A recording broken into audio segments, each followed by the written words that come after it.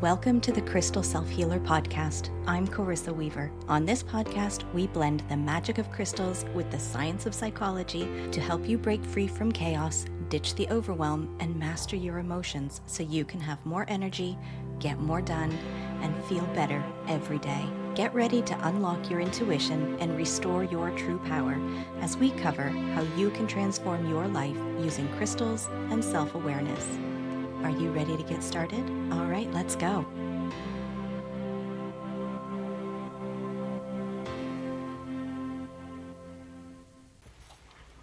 We've all done it. Said yes when we really wish we had said no. Or if you did say no, you followed it up with a long explanation about why you said no. Similar to when a toddler learns that an electrical outlet means danger, for whatever reason, there are places and spaces that we've learned are unsafe for going against perceived authority. And these learned internal rules are quietly dictating your life. You may not have considered this, but if you have a hard time saying no, even when it's justified, you may be experiencing a trauma response. One intended to minimize or avoid the fallout, like the anger of a parent, the disappointment of a partner, or the passive-aggressive silence of a friend. If you've been wanting to say no but can't stomach the stress that comes with it, this episode is for you. We're going to unravel the hold your trauma response has so you can use no as a full and complete sentence to preserve your emotional and mental well-being. No one likes to know they've disappointed someone by saying no or refusing a request. So let's talk about that feeling of walking on eggshells because you sense that saying no would backfire on you. It feels awful to do the thing you really didn't want to do, and yet it's just as awful to think of how it could blow up in your face. I'm going to guess that you experience the anxiety, guilt, and shame like many of my clients when you know deep down in your heart that you'd rather say no but feel like you can't. So you watch yourself appease the other person so that at least the backlash isn't coming from outside of you. Or if you do build up the courage to say no, you feel the need to explain all the reasons why you needed to say no, like no isn't enough on its own. The inner conflict you feel here is driving you to experience the fawn response. You've no doubt heard of the fight or flight response, actions you instinctively take to keep yourself safe.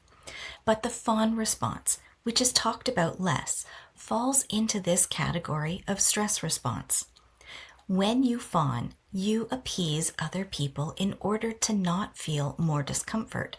And often, people will choose to not have external disappointment over avoiding the negative emotions that might arise from going against someone else's wishes.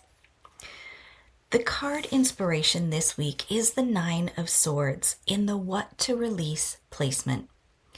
On this card, you have an individual sitting up in bed in the darkness of the middle of the night with their head in their hands.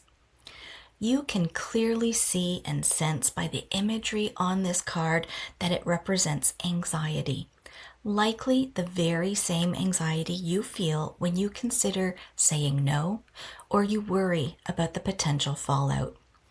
The 9 swords are stacked beside and above the individual as if they are primed to fall. And carved on the bed frame is a battle scene with one opponent having fallen backward onto the ground. There is a sense of defeat around the impending end that is about to come, whether it be from the falling of the swords or the way things play out in the battle of life. The placement of this card is offering that it's better to release the anxiety and worry rather than to indulge in it. I don't know about you, but I have never found that spinning in anxiety and worry in the middle of the night has brought about a desirable or favorable outcome for whatever issue prevented me from sleeping. Let's start by dissecting the discomfort you feel when you don't say no and do the thing anyway. Broadly speaking, this feels horrible because your actions are in direct opposition from what you would like to be doing. Going against your own best interest or being out of alignment violates the law of responsibility that states you are responsible for your own well-being, emotional boundaries, and the integrity of your own soul through your actions. The internal conflict between what your soul is meant to do and the choices and actions you make create that wake you up in the middle of the night anxiety. Saying no so you can be in spiritual alignment requires you to choose a personal, authentic truth over a socially or externally imposed pressure. This could be a person or a system that uses guilt as a tool of control. So often I witness clients making choices because they feel like they're hostage to the emotions or imposed guilt of others. And yes, it will be uncomfortable for you to start saying no when your usual MO is to say yes. But when you couple that with aligning to the law of divine will, you get your blueprint for moving forward. The law of divine will states that your greatest fulfillment comes from aligning with the divine, and that can't be found in any external hierarchy because it's your personal relationship with the divine.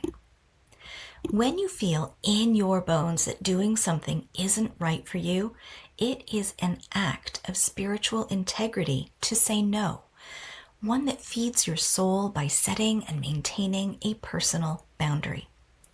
Connecting with and building trust in your divine path or soul's purpose gives you the foundational supportive space to say no from, so that when someone pushes back, you know you've done the right thing.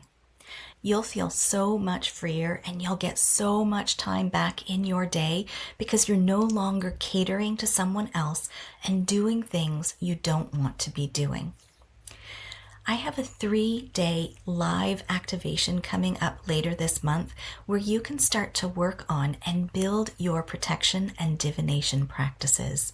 With guided meditations, crystal healing, and an activation ritual, you'll be supported in deconstructing from the structures that are holding you in this fawning pattern and access the support you need to manage the discomfort that comes with growing and doing new and different things. Look for the link in the show notes below. The crystal I'm going to offer to support you in saying no as a complete sentence is Lepidolite, and here's why. When your regular state of being is rife with stress, anxiety, and guilt that fuels your fawn response, Lepidolite has the ability to soothe and calm the mind. With its trace amounts of lithium, it helps to calm emotional turmoil, making it easier to identify and release old patterns and learned survival behaviors. Once you start to shed the emotional burdens that are not yours to carry, you have the opportunity to start taking charge of your own well-being and energetic boundaries. Lepidolite supports you in the emotional release process and establishing a safe baseline upon which to start creating a more balanced experience. To focus on reducing or shifting the stress and anxiety that stimulates mental chatter and reflexive acts, Lepidolite helps to quiet the external noise and emotional pressure that limits your ability to tap into your own inner guidance. You'll be better equipped to listen to and align with your own truth while saying no to external pressure. By clearing the mind of emotional stress and anxiety, Lepidolite also clears the way for your divination practices. Acting as a purifying force, Lepidolite shields against unwanted energy so you can maintain a strong, clear, and peaceful state of being. Here's a way you can work with your lepidolite today to support you in creating the energetic environment that helps you say no. You'll need your lepidolite and a space where you can be undisturbed for at least 5 minutes. Find a spot where you can either sit or lie down comfortably. Take your lepidolite, hold it in your hands, or place it on either your heart chakra or your third eye chakra. Close your eyes and bring your attention to your breath. Allow your body to relax into your space, feeling the full support of the surface you are on.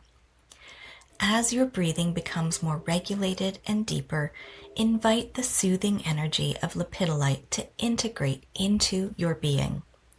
Allow it to expand and encompass your entire body, from the tips of your toes to the crown of your head and out into your energy body.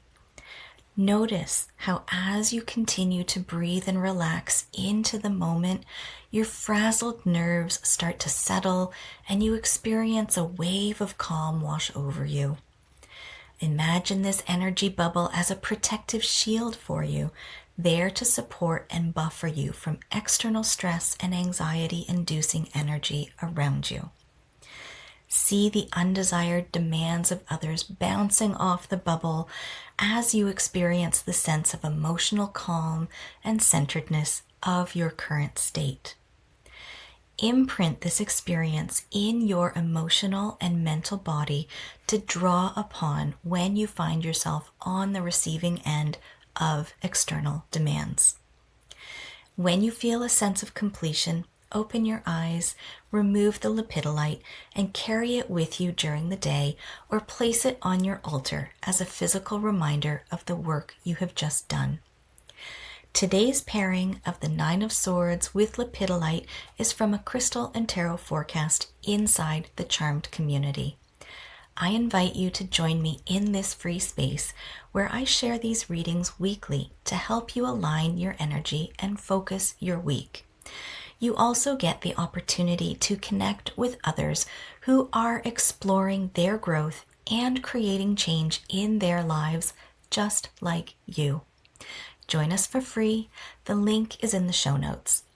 And if you're tired of being on an emotional roller coaster, constantly juggling everything in your life, and you want to be part of a space that holds you in your healing, a space where you can feel seen, supported, and connected, I would love to have you join me inside the Crystal Self-Healer Members Portal. It's where we go beyond the weekly guidance and we apply it to your life, equipping you with the tools, resources, including courses, workshops, and activations, as well as support to build your confidence in crystal healing and emotional self-care.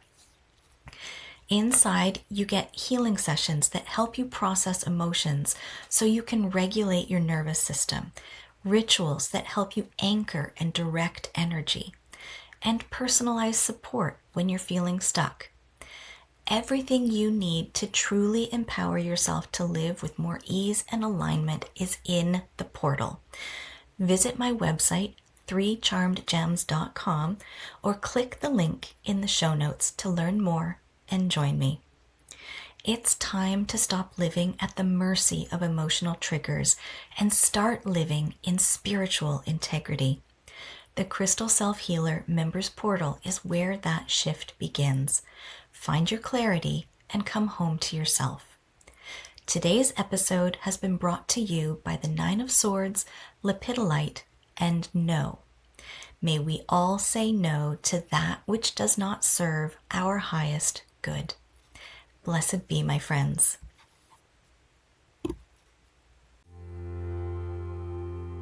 All right, my friends, that wraps up this week's episode. Thank you for joining me here today on the Crystal Self-Healer podcast. If you haven't already, hit subscribe, leave a review, and take the What Crystal is Best for You quiz linked in the show notes. Join me again next week as we continue to demystify crystals, how your brain works, and how you can use them so you can have more energy, get more done, and feel better every day.